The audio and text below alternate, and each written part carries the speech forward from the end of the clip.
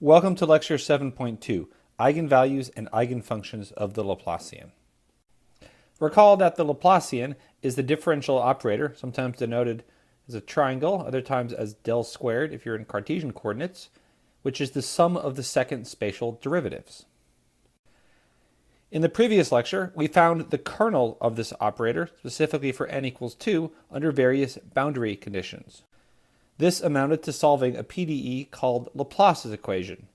That's the Laplacian of u equals 0. Find all functions u. And then we imposed different boundary conditions in a square region. In this lecture, we will find the eigenvalues and eigenfunctions of this operator. This amounts to solving a PDE called the Helmholtz equation. So we want to find all functions u such that the Laplacian of u is some scalar of u. This equation arises when solving the heat and wave equations in 2 dimensions, and that's what we'll do in the next lecture. We'll start with an example of finding the general solution to the following boundary value problem for the Helmholtz equation under Dirichlet boundary conditions. So the Helmholtz equation, recall, is that Laplacian of u, which is equal to uxx plus uyy equals negative lambda times u. Now, this doesn't have to be negative. We can make it positive, but we're going to make it negative just to be consistent with what we did with 1D PDEs and with regular boundary value problems and Sturm-Liouville theory. We had a negative sign out in front.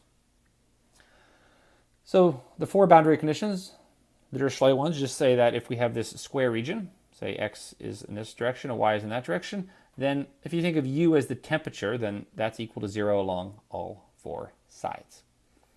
Okay, we're going to solve this like we always solve it. We will assume that there's a solution that is a function of x times a function of y, plug it back in, and separate variables. So let's do that. So we will assume that there is a solution, u of x, y, which is big X of little x, and big Y times little y. And before we plug back in, we need to take derivatives. So we have, oops, it's not f, it's u.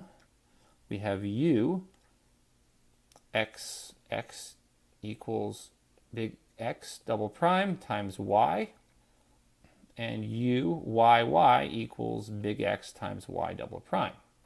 And now we have our 0 boundary conditions, as I like to call it. So the first one says that u of 0y, so we're using this one right here. This is big X of 0 times big Y of y, and that's equal to 0. So we have a number here times a function equaling 0. So that tells us that the number has to be equal to 0. So x of 0 equals 0. The next condition says that u of pi y equals x of pi y of y equals 0. And as before, this is a number times a function equaling 0. That tells us that x of pi is equal to 0. And then we have 2 more. I'm not going to write them out. I mean, clearly these 2 things tell us analogous things about y instead of x. So 2 more, let's say dot, dot, dot, dot. And those tell us that y of 0 and y of pi are equal to 0. Okay, so let's box those. We will use these later. And now we're ready to plug back in. So let's plug our derivatives back into this PDE. So uxx plus uyy equals, well, that's the sum of these 2 things. So that's x double prime y plus xy double prime equals lambda x times y. And now what we always do is divide through, well, I've said by c squared fg, but there's no c here and we have x and y. So let's divide by xy on both sides. And so now what will happen is, so look what we have on the right hand side, we have just lambda. Oh, I forgot let's make that negative lambda. Sorry about that. So on the right hand side we'll have negative lambda. And the left hand side we'll have x prime over x plus y prime over y equals negative lambda. So that's x prime or double prime over x plus y double prime over y equals negative lambda. We want to separate variables, so I'm going to write this as x double prime over x, let's see, plus equals, let's see, how about negative lambda minus y double prime over y. So this is, I'm going to leave a little bit of room here. This is our eigenvalue equation. So we've separated variables. Now this lambda, before we've always said, oh, okay, we put something on the left and one variable, on the right on the other variable, and set that equal to lambda. But now lambda is part of the problem. So I'm going to still do what we did before. I'm going to put all the variables, all the things of x on one side, so x prime over x. So the left-hand side of this equation does not depend on y, and it's equal to a constant minus y double prime over y. This does not depend on x. So this must be a constant, and let's set this equal to the constant. Let's call it mu. So I'm going to call this equal to mu because, again, this is independent of y, this is independent of x. Okay, so now what? Actually, I'm going to call it negative mu. So now we have a boundary value problem in x.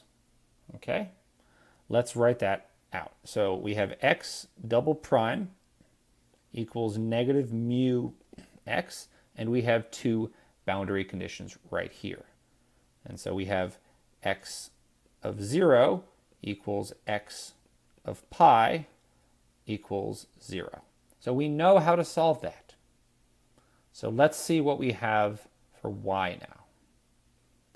So how do we want to deal with this? So we have two constants. Let me circle this, and I'm going to rewrite this over here. So I'm going to put y on one side of the equation. Now I'm going to write y double prime over y equals, so if we do that, then what's on the left-hand side of this equation? So it's equal to negative, and what is it? Negative lambda, and then is it plus mu or minus mu? I think that is correct, right? So again, this thing circled, y double prime over y on the right-hand side. The left-hand side is negative lambda minus mu. And now this constant, lambda minus mu, I'm going to call it something else. Let's set this equal to negative nu. So in other words, I'm going to declare that nu equals lambda minus mu. In other words, lambda, that's this constant up here, lambda is equal to mu plus nu. So this is Greek for m and n. Okay, so now we have a second ODE. Y double prime over y equals negative nu. Now we didn't need to do this. It's just, we could have had two constants here. It's just easier to call it something else. So now we have y double prime equals negative nu times y, and we have y of 0 equals y of pi equals 0, these boundary conditions right here. Okay, so I keep wanting to box things because these are all important. So I'm going to box this thing in blue. We know how to solve these. So maybe I should have done this over here, but that's no problem. So we know that, let's see, what do we know? We know that mu is equal to n squared. Well, both of these are equal to n squared for some integer. So I'm going to write that as mu equals m squared. I'm going to call that mu sub m. And xm, or that should be a big X, m of x equals sine of mx. So I'm just using m instead of n, because I'll use n down here. And similarly, nu is equal to n squared. I'll call that nu n. And y n of x equals sine of nx. So this is, again, all we have here. We have two familiar boundary value problems that we've seen before. If these were L instead of pi, it would be sine of n pi x over L and sine of n pi x over L. And these would be m pi x over L quantity squared, not x, m pi over L quantity squared and n pi over L quantity squared. But now we're done. We assumed that our solution separated, and we found a solution for each. Well, actually, hold on a second. Let's see what we did. So for every integer m, we have a solution xm of x, and for every integer n, we have a solution like this. So I'm going to write it like this. So for each pair of n, or I'm going to say m and n in the natural numbers, so I mean 1, 2, 3 positive integers, there is a solution. Now what do I want to call this? Let me call this u of m n of x and y, which is this times this, which is sine of mx times sine of ny. Oh, look what I just did. I had a x here and I need a y there. So sorry about that. Okay, so we have a solution, and notice that for this particular choice of m and n, lambda is equal to mu plus nu. And so lambda equals mu plus nu, which is m squared plus n squared. And so let me just write that down. Lambda is m squared plus n squared. So what that means is we have a solution to Laplace's equation, which is Laplacian of u equals negative lambda u for each lambda m n equals m squared plus n squared. Okay, so the general solution, see if I can fit this in down here. The general solution is that u of mn of x and y is the infinite sum over all m and n. So over all m and n bigger than 1 up to infinity of u m n of x, y. And then I need let's put a b m n in front of there, because any linear combination or superposition is going to be a solution. So, oops, I forgot to write m and n greater than or equal to 1. So this is one way to write this sum. We're summing over two different things, all pairs m and n that are positive integers. Another way to write that is as a double sum. You can say all sums from n equals 1 to infinity, and then from m equals 1 to infinity, times b m n, and now I'm going to put this in right here, b m n times sine of mx sine of ny. So two different ways to write a double sum. One of them you actually write two sum-ins. The other one you just write one. I kind of prefer this first one just because it's simpler, but either one of these works. So let's think about what this says.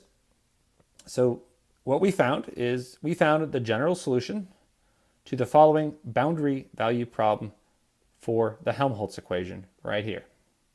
And you may be wondering, well, there's 4 boundary conditions and 4 derivatives. Why don't we have one solution? Why isn't there a unique solution? Remember, boundary value problems are more complicated than initial value problems. Recall when we first saw ODEs and boundary value problems, we saw, I was going to make right over here, but I don't need to. We saw boundary value problems like this here. 2 derivatives, 2 boundary conditions. Look, we have infinitely many solutions. And that's the case here as well. In our second example, we're going to find the general solution to a boundary value problem for the Helmholtz equation, but we're going to use Neumann boundary conditions instead of Dirichlet. So if you imagine that U represents the temperature of a square region, then in the previous example, the temperature was fixed to be 0 at all 4 edges, and now the rate of change of heat, or the flux of heat, is 0 at these 4 sides. So it's like the sides are insulated. So I'm not going to go over every detail like we did in the previous example, because that took 15 minutes, and a lot of this is just the same. So we're going to assume that u of x and y is big X of x and big Y of y. And we know that uxx equals x double prime y, uyy equals xy double prime. And now these boundary conditions are a little bit different. We'll go over them. So ux of 0 and y says that x prime of 0 times y of y equals 0. So now we have a number, x prime of 0, times a function being 0. And this tells us that x prime of 0 equals 0. Similarly, the next boundary condition tells us that x prime of pi is equal to 0. The third boundary condition, this is uy of x and 0, which is x of x times y prime of 0 equals 0. This tells us that y prime of 0 equals 0, and similarly, y prime of pi equals 0. So now we have these 4 boundary conditions. Okay, so once again, we plug back in. I think I will do most of the details before. I'm just going to do them quicker. So we plug back in, we get x double prime y plus xy double prime equals negative lambda xy. That's not a very good y, but sorry about that. So we divide by xy on both sides, xy. And then what we get is we get x double prime over x. I'm going to move the y over to the other side, equals negative y double prime over y minus lambda. And since this depends only on x and this depends only on y, it has to be a constant. And we call that constant negative mu. So let me box that. So this gave us 2 ODEs. So we got x double prime equals negative mu times x. And we had x, these boundary conditions up here tell us that x prime of 0 and x prime of pi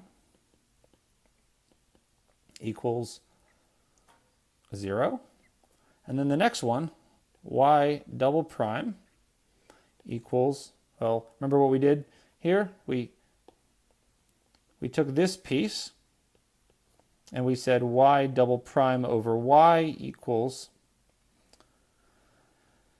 what was it, negative lambda minus mu, and that's equal to, we call that negative nu. So this is the same thing as saying that lambda equals mu plus nu. Okay, so y double prime equals negative nu y, and y prime of 0 equals y prime of pi equals 0. And we know how to solve these things. We know, first of all, that mu equals m squared, and x, for each m, we have a solution xm, an eigenfunction, which is xm of x, and this is equal to cosine of mx. Similarly, nu equal, that's not a nu, that's a mu. I got my Greek letters confused. Nu equals n squared, and yn of y equals cosine of my. And both of these hold for m equals possibly 0, 1, 2, 3, etc. Because if m or n is 0, then we just get a constant function, and that need not be 0. So as before, we have, so for each pair m, oh, I wrote m here, I should say n as well. So for each pair m and n that are natural numbers, and I'm going to include 0 here, we have a solution umn of x and y, which is cosine of mx times cosine of, this should be an ny. So I put an m here, I should put an n there. Okay, so in other words, we have found the eigenvalues. So lambda is mu plus nu, which is m squared plus n squared. So the eigenvalues are lambda mn, which is m squared plus n squared, and the eigenfunctions are these functions umn, which are cosines that I wrote down here. So our general solution is u of x, y. So this is the infinite sum, the doubly infinite sum. I'm just going to write it as m and n go from 0 to infinity with one sum of, let's call it amn umn of x, y. In other words, this is the doubly infinite sum from m and n, all positive integers. You don't need to write the infinity on here if you don't want to. I think it's assumed. Of amn cosine of mx cosine of ny. And that's our final solution. So of course we could pull out the constant term and call it like an a0 over 2 if we wanted to, but there's real no precedent for that. So I think it's best to leave it like this. So in summary, pretty much everything was the same except the boundary conditions. And those manifested themselves in these boundary value problems. Didn't change the eigenvalue, but it changed the eigenfunctions. We got cosines instead of sines. So let's think about what would happen if we mixed up these boundary conditions. So if two of these were Dirichlet or two of these were Neumann, one of each, that's really just going to change what we get here. And if we have mixed conditions in these and these, then we might get half integers and get sines or cosines depending on how those were mixed. So we'll do that in the next example. In our last example, we're going to find the general solution to a boundary value problem for the Helmholtz equation with mixed boundary conditions. Now that we have 4 boundary conditions, there's a lot of ways to mix them. So what we could do is, given our square region, say that this is x and this is y, we could make both of the x ones Dirichlet and the y ones Neumann, or we could make both of the 0 ones, so x equals 0 and y equals 0, we could make those Dirichlet, the other two Neumann. But I'm actually going to do sort of a mix of both of those. So in the x boundary conditions, I'm going to have them mixed, as we saw when we studied ODEs and boundary value problems, and then I'm going to make the y boundary conditions different than from one of the x's. So as before, I'm not going to go through every single detail in here, but I just want to highlight what the differences are. So we will assume that u of x and y is big X of x times big Y of y. And these conditions are going to give us the these boundary conditions are going to give us the following conditions on x and y. So this says that x of 0 equals x prime of pi equals y prime of 0 equals y prime of pi equals 0. So we're going to get the same ODE that we got before. We're going to get x double prime equals negative mu x and y double prime equals negative nu times y. But now for this first one, we're going to get x of 0 equals x prime of pi equals 0. And for the second one, we're going to get y prime of 0 equals y prime of pi equals 0. Okay, so let me actually just sketch what so at x equals 0, that's this left end point. temperature is fixed to 0 degrees, and then the other three endpoints, this is it's insulated. So maybe the heat equation might look something, maybe an initial condition looks something like this. I don't know how to draw that very well. It's hard. Anyways, you get the idea.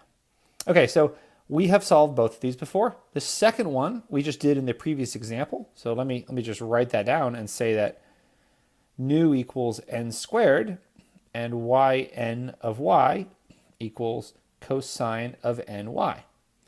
And this first one, we did this one a while ago. I think this was our example 3 in lecture 4.1. We first saw boundary value problems. And here we got, you remember that? Mu was the half integer, so m plus 1/2 squared, and xm of x was sine of m plus 1/2 x.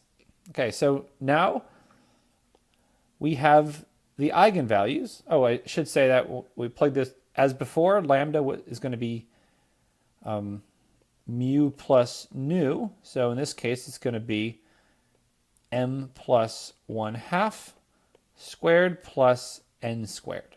So in this case, we found the eigenvalues. The eigenvalues is for each m and n, there's an eigenvalue which is m plus 1/2 squared plus n squared. And the eigenfunctions of the Laplacian are umn of xy is sine, let's draw that a little better, sine of m plus 1/2 x cosine of ny. So our general solution is going to be u of xy. So this is going to be the infinite sum of m and n at least 0, infinity of, I don't know what to call these coefficients now. Do I call these a_n's or b_n's? Problem that we haven't had before. Let me put brackets here so let's just call them, I don't know, let's call them cn's. So c or cmn times sine of m plus 1/2 times x times cosine of ny. Okay, so think as an exercise, I'm sure it'll be on the homework, of what this would be if we mix these up a little bit differently.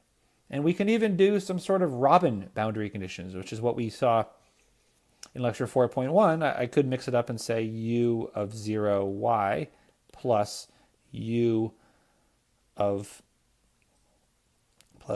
what should it be? Ux of 0y equals 0. Or I could put a 2 here and a 3 here. Remember, these are our alpha i's in the general formulation of boundary value problems. Okay, so that's a good place to stop. In the next lecture, we will solve the two-dimensional heat and the wave equation. And we have all the pieces. We know how to find the steady-state solution. That's Laplace's equation. In other words, the kernel of the Laplacian. And we also know how to find the eigenvalues and eigenfunctions of the Laplacian, which is what we'll need for the general solution. So we will put this all together in the next few lectures. So stay with us.